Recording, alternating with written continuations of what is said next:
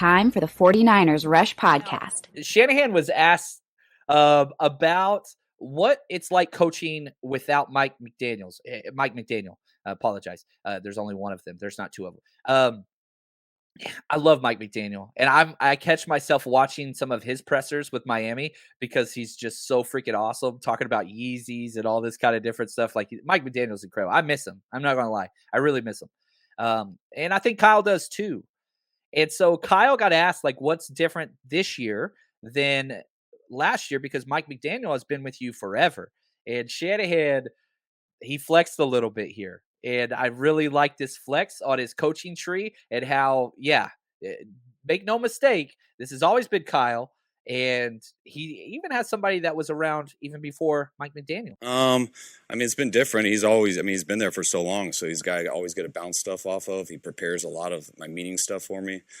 So it's been good going through this off season, just having to train some other guys to do that. You know, Clay Kubiak's done an awesome job preparing a lot of the film and stuff like that. And he's got, I had him on defense last year and just brought him to offense this year, and I've thrown a lot at him and to see what he can do, and it's been great. And Chris Furster, who's always been, him and I and Washington together is really what started with this run game. And, Mike, we brought there our second year in Washington, and Mike was a pass game guy, but those roles were filled up. I had Sean McVay as my quality control, then moved him to tight end coach. I had Matt LaFleur as my quality control coach, moved him to quarterback. So I put Mike with the run stuff with Chris. So Chris helped Mike so much to where then when Mike and I went to Cleveland and Atlanta and Chris wasn't there, we were able to do stuff and keep building off it. And then we were so fortunate to get Chris back here that it's kind of been always the same. And now losing Mike, Chris has had to step it up in some areas which has been great because he was always there as the original guy. So it's been fun to get back with him more and talking more with him, and really having his imprint on stuff the more we go.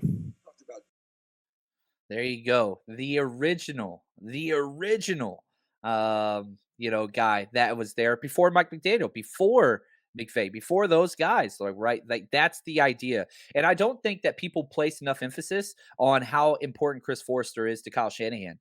I think you're looking at coaches, the regard in which we hold Kusarik, the defensive line coach, rightfully so. Forrester is that for Shanahan as well. So I think that's important. Yeah, I saw the Brandon Marshall question. So there were a couple former players that jumped into the press conference today, Brandon Marshall and Adam Pac-Man Jones, talking about it.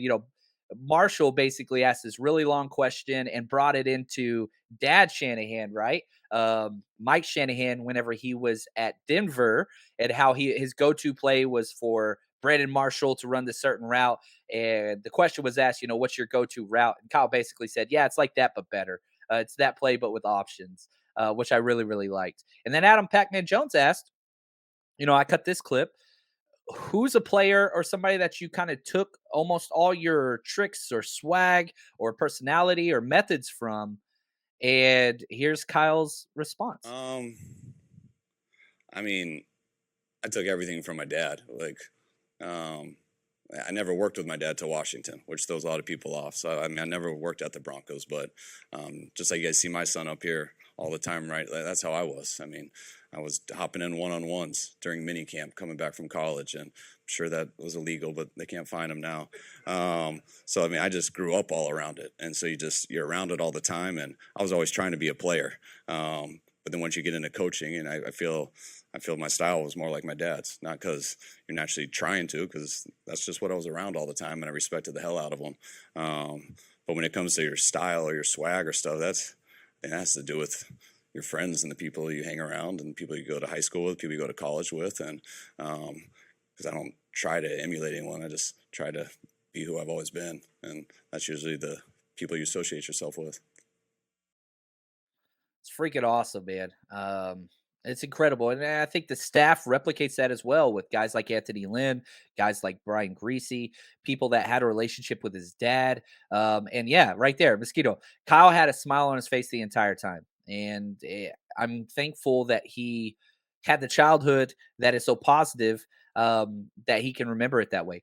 People don't understand how hard coaching is. The majority of almost all my best friends are coaches or former coaches. That's hard. you get, especially down, in Texas and the college level and big time high school level, you're moving all the time and your kids got to move with you. And the hours, I had a bed in my office, I slept there at least twice a week throughout the entire season, all the freaking time. That's not easy.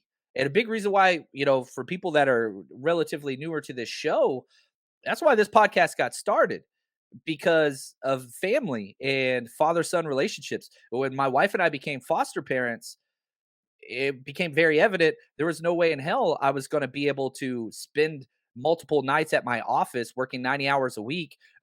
First year we got both our boys, they both got expelled from school. Like like I couldn't, be at my school for all that time and neglect, what was going on at home life. So people that can balance that and have the home structure to do so, man, hats off to them. Found out pretty early that wasn't for me. And so whenever I got out of coaching, that's where this podcast was born, over 6 years ago. Was all right, football's been a part of my life in a very positive way. I want to continue to support that. How do I do that and still be at home? Well, 49ers Rush was the answer. And it took 6 years of grinding weekends and nights and stuff after teaching and all that stuff to get to the point where it was like, all right, this is now my full-time employment. But yeah, I'm not going to lie, jealous and happy seeing Kyle Shanahan remember those things with that smile on his face. And I freaking love it. I freaking love it, man. I love it.